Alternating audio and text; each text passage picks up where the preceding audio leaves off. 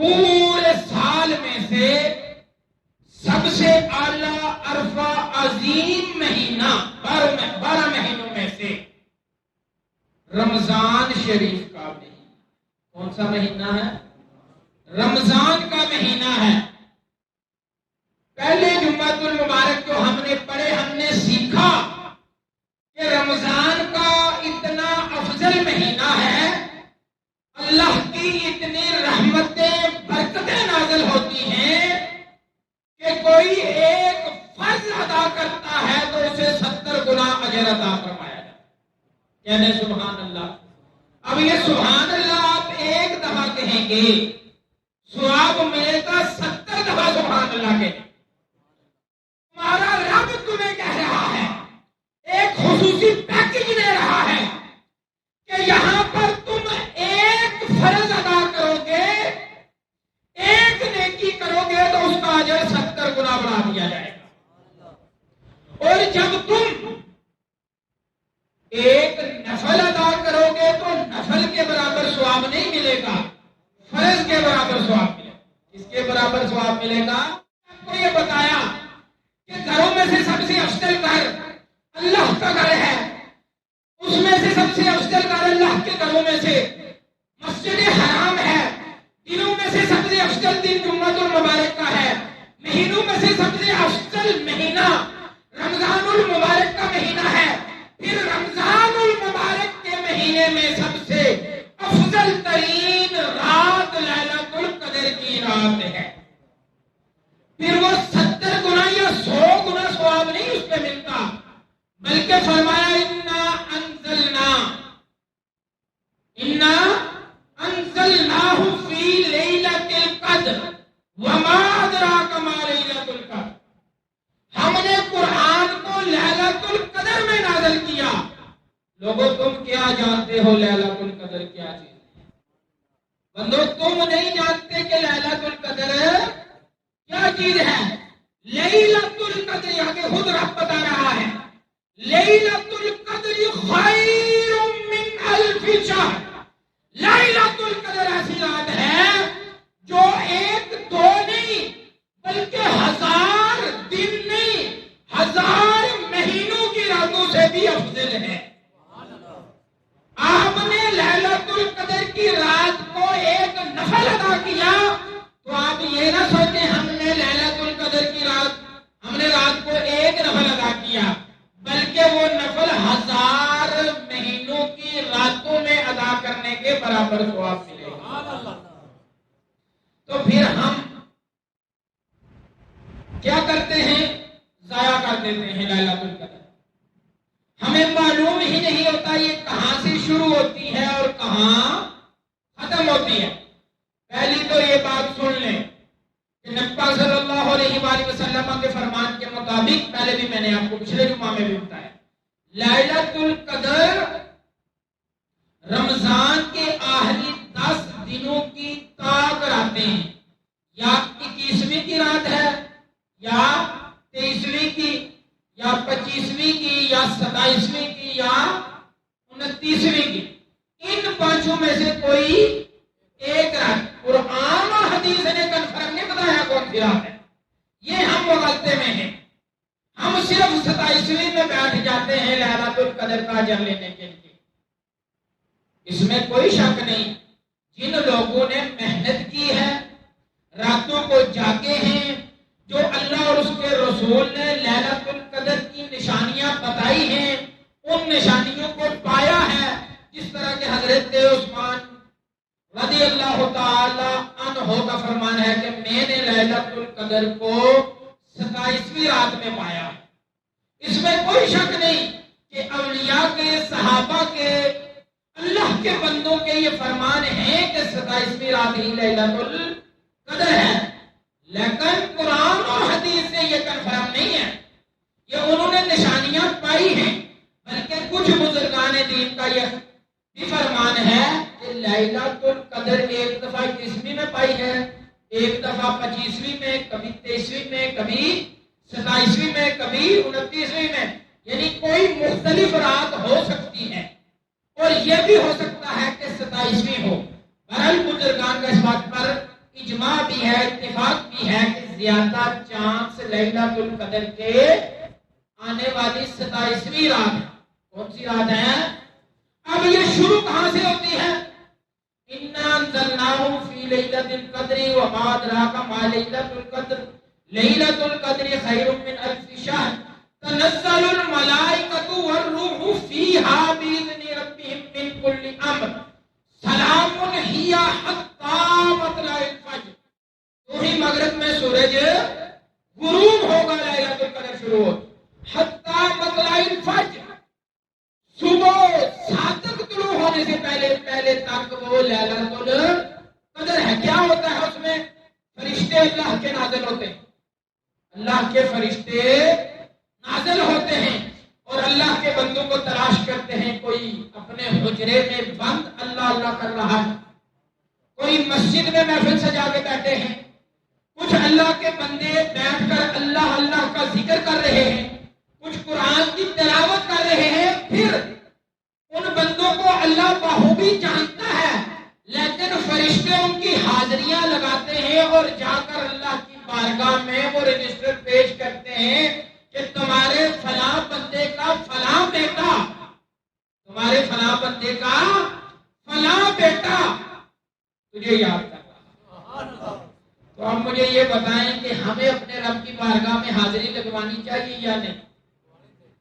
ہم ساری زندگی غفلت میں گزار دیتے ہیں، صرف ایک رات اللہ کی بارگاہ میں سچے دل سے سجدہ کریں اور توبہ کریں، اللہ تعالیٰ بگڑی بنا دے گا۔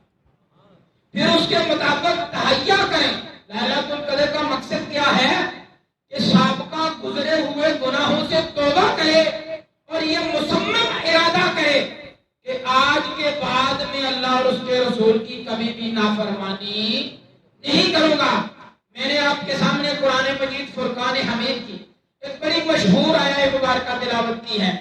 اللہ رب العزت ہمیں خبردار کر رہا ہے۔ اللہ کیا کر رہا ہے؟ ہمیں خبردار کر رہا ہے۔ یا ایھا الذین آمنوا، اے وہ لوگ جو ایمان لائے ہو۔ ان لوگوں کو پکار رہا ہے رب، ایمان والوں کو، جن کے سینے کے اندر ایمان کی رتی ہے، ان کو خبردار کیا جا رہا ہے۔ قوا انفسکم، اپنے آپ کو بچاؤ، اپنے آپ کو بچاؤ، بولو اپنے آپ کو، قوا انفسکم واہلیکم، اور اپنے گھر والوں کو بچاؤ۔ کس سے بچانا ہے؟ قوا انفسکم واہلیکم نارا، جہنم کی آگ سے بچاؤ۔ اپنے آپ کو بھی بچانا ہے اور اپنے گھر والوں کو بھی بچانا ہے۔ حضرت عمر بن خطاب رضی اللہ تعالیٰ عنہ نے پوچھا، یا رسول اللہ، اپنے آپ کو تو جہنم کی آگ سے بچانے کے بارے میں سمجھ آئی، لیکن گھر والوں کو بچائیں کیسے؟ نبی پاک صلی اللہ علیہ وآلہ وسلم نے فرمایا، اپنے گھر والوں کو اس کام سے روکو جس سے اللہ نے رکنے کا حکم دیا ہے، جس سے اللہ نے رکنے کا حکم دیا ہے، اور وہ کام کرنے کا حکم دو جو اللہ نے کرنے کا حکم دیا ہے۔ میرے اور آپ کے نبی صلی اللہ علیہ وآلہ وسلم نے اپنی امت کی تربیت کا کوئی خانہ خالی نہیں چھوڑا۔ ہمیں سکھایا کہ تم نے اپنی اولاد کو کیسے سکھانا ہے۔ فرمایا جب تمہاری اولاد 7 برس کی ہو جائے، جب بچے کتنے سال کے ہو جائیں، اچھا یہ والدین پر فرض ہے، یہ یاد رکھیں، یہ اللہ کے رسول نے حکم دیا ہے، یہ ہم پر واجب ہے۔ اگر ہم اپنی اولاد کو اس کے مطابق عمل نہیں کروائیں گے تو خود تو ہم چنگے کام نہیں کرتے، خود تو ہمیں عادت نہیں پڑی کہ ہم مسجد میں جائیں، لیکن اگر اپنی اولاد کو اس نبی کے فرمان کے مطابق تربیت نہیں کریں گے تو اولاد کی اس نافرمانی کا بھی گناہ والدین کو ہوگا۔ فرمایا جب تمہاری اولاد کتنی برس کی ہو جائے، 7 برس کی ہو جائے، تو اپنی اولاد کو نماز کا حکم دو، اسے انگلی سے پکڑ کر مسجد میں لے کر جاؤ، اسے بتاؤ آذان ہو رہی ہے، نماز کی تیاری کرو، اسے نماز سکھلاؤ، لیکن اولاد 10 برس کی ہو جائے تو فرمایا ان پر سختی کرو، ان کو مارو، ان کو سزا دو اگر وہ نماز نہیں ادا کرتے۔ نماز پڑھانے کے لیے اولاد کو سزا دی جا سکتی ہے۔ ساڈے گھر ویسے ہی نہیں ہوتا ہے کہ ساڈے گھر والی تے داج والا گلاس ٹوٹ جاوے تو بچیاں نوں لمیار کے رکھ چھڑ دیے، ہوتا کہ نہیں ہوتا؟ لیکن جی نماز چھوڑ دے تے پھر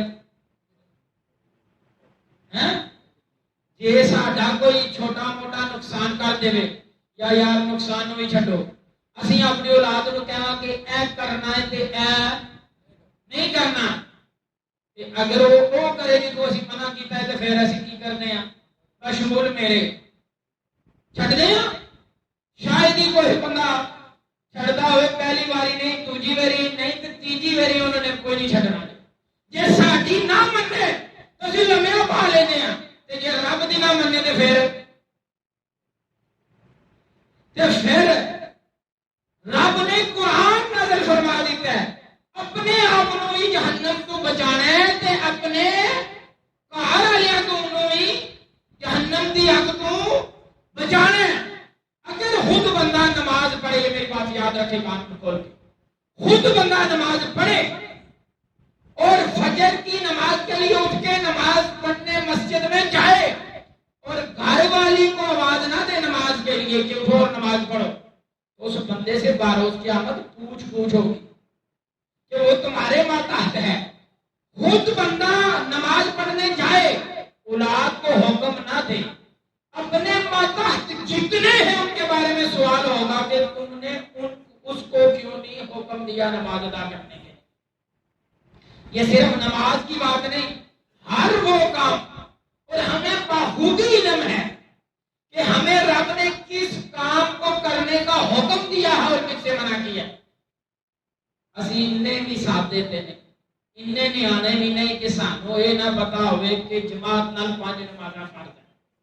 سانو سارے نو پتا ہے کہ جھوٹ بولنا جائز، سود کھانا جائز، کسی نال فراڈ کرنا، سانو سارا کچھ پتا ہے، سب پتا ہے۔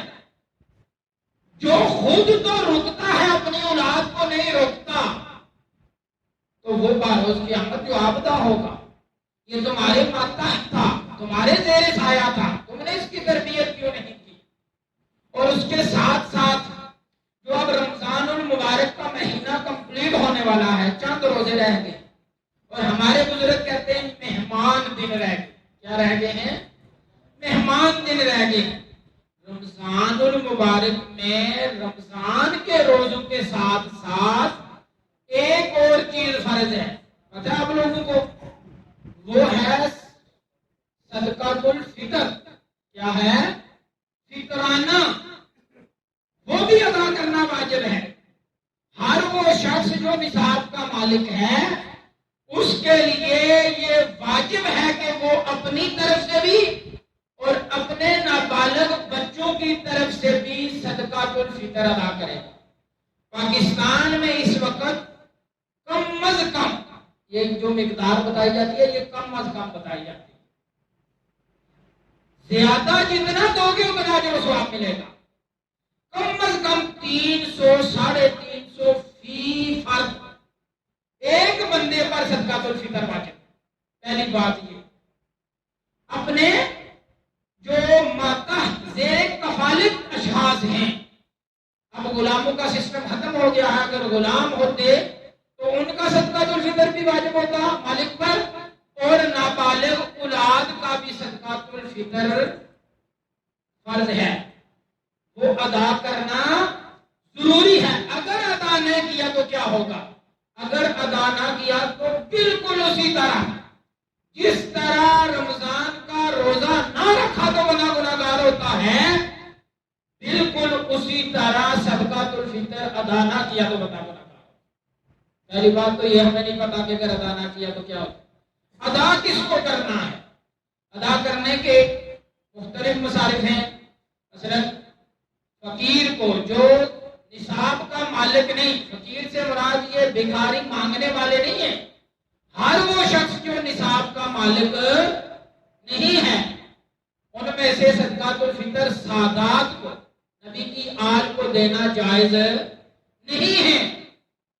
اس کے علاوہ جتنے افراد ہیں ان میں سے اگر کوئی نصاب کا مالک نہیں، غریب ہے، ہمیں پتا ہوتا ہے ہمارے معاشرے کے اندر، ہمارے پڑوسی، ہمارے محلے کے اندر کون حقدار ہے، ان کو دے سکتے ہیں، یا پھر مدرسہ میں پڑھنے والے بچوں کو دے سکتے ہیں۔ اور سب سے بہترین مصرف مدرسہ ہے اس وقت۔ آپ مدرسہ میں دیں گے صدقۃ الفطر تو وہ صدقۃ الفطر جہاں آپ ایک اپنا فرض ادا کر رہے ہیں صدقۃ الفطر دینے کا، وہاں پر ساتھ آپ اللہ کے دین کی خدمت بھی کر رہے ہیں، وہاں آپ اللہ کے دین کی خدمت بھی کر رہے ہیں۔ صدقۃ الفطر دینا کب ہے؟ رمضان المبارک کے مہینے میں کسی وقت بھی دیا جا سکتا ہے، رمضان المبارک کے مہینے میں کسی وقت بھی دیا جا سکتا ہے، رمضان المبارک کے بعد بھی دیا جا سکتا ہے، اور سب سے افضل یہ ہے کہ رمضان المبارک میں ادا کیا جائے۔ عید کی نماز ادا کرنے سے پہلے صدقۃ الفطر دیا تو اس کا اجر و ثواب 70 گنا ہے، بعد میں دیا تو صرف 1 گنا، یا جتنا اللہ چاہے دے سکتا ہے، 10 گنا دے سکتا ہے، قرآن و حدیث سے ثابت ہے۔ پھر کوئی بچہ نابالغ ہے، کیا ہے؟ نابالغ ہے، لیکن اس کا ذاتی کاروبار ہے، ایسے ہو سکتا ہے اس کا ذاتی کاروبار ہے، تو پھر اس کے ذاتی کاروبار میں سے، اس کی ذاتی رقم میں سے، اس کے ذاتی نصاب میں سے ادا کیا جائے گا۔ اور اگر خامد اپنی بیوی کی طرف سے صدقۃ الفطر ادا کرے تو ادا کر سکتا ہے، اور اگر خامد نے یہ اپنی بیویوں کو بتائیں، ان کو مسائل کا پتہ ہونا چاہیے۔ اگر بیوی نے صدقۃ الفطر، وہ نصاب کی مالک ہے، تو اس نے صدقۃ الفطر ادا نہ کیا تو وہ گناہگار ہوگی، خامد گناہگار نہیں ہوگا۔ خامد کے لیے بتانا ضروری ہے، عمل کرنا بیوی کے لیے ضروری ہے۔ تو بیویاں اکثر گناہگار رہ جاتی ہیں اسی معاملے میں، ان کو پتہ نہیں ہوتا، ہم بتاتے نہیں ہیں، تو ان کو بتانا چاہیے۔ پھر صدقۃ الفطر اپنی اولاد کو نہیں دے سکتے، اپنے بیٹے کو نہیں دے سکتے، اپنے باپ کو نہیں دے سکتے، اپنے دادے کو نہیں دے سکتے، اپنے نانے کو نہیں دے سکتے، خالہ پھوپھی کو دیا جا سکتا ہے صدقۃ الفطر، خالہ پھوپھی کو، اور ایسی خالہ پھوپھی جو آپ کی زیر کفالت نہیں ہے، بیاہ کے کی اور چلی گئی، دوسرے گھر چلی گئی، اور اگر آپ کے زیر کفالت ہے تو پھر نہیں دے سکتے۔ ایسا ہوتا ہے پھوپھیاں گھر میں بیٹھ جاتی ہیں، ان کا کوئی کفیل نہیں ہوتا، آپ ہی ان کی کفالت کر رہے ہیں، تو پھر اس کو صدقۃ الفطر نہیں دے سکتے۔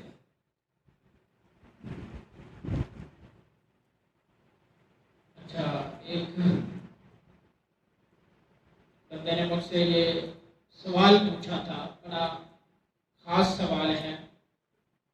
اس نے مجھے پوچھا کہ لیلۃ القدر کیونکہ طاق راتیں ہوتی ہیں، تو ہوتا ایسے ہے کہ ہمارا 25واں روزہ ہے، آج ہماری 26ویں رات ہے، اور فارن کنٹری میں 27ویں رات ہے، تو پھر ان کی لیلۃ القدر وکھری ہوئی اور ہمارے لیلۃ القدر وکھری ہوئی۔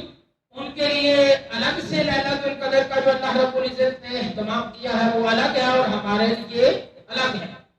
تو یہ بات اس طرح ہے، جس طرح شمسی نظام، سورج کا نظام سب کا وکھرا وکھرا ہے، جدا جدا ہے، اسی طرح قمری نظام بھی وکھرا وکھرا ہے اور جدا جدا ہے۔ اب دیکھیں، اب ہمارے ہاں ایسے ہوتا ہے کہ ہم نماز تراویح مکمل کر کے گھر پہنچتے ہیں، تو جو فارن کنٹری میں ہمارے بالخصوص عرب ممالک میں جو ہمارے اقربا رشتے دار بہن بھائی ادھر رہتے ہیں، تو ان سے رابطہ ہوتا ہے، تو وہ کہتے ہیں ہم ابھی افطار کر رہے ہیں۔ تو ہمارے ہاں نزول برکات تراویح کے وقت کے حساب سے ہو رہی ہیں، اور ان کے ہاں افطار کے وقت کے حساب سے ہو رہی ہیں۔ اب 10 ذی الحجہ کو قربانی کا دن ہے۔ 10 ذی الحجہ کیا ہے؟ اب اکثر ایسے ہوتا ہے، ہمارے ہاں 9 تاریخ ہوتی ہے، عرب کنٹری میں 10 تاریخ ہوتی ہے۔ ہے.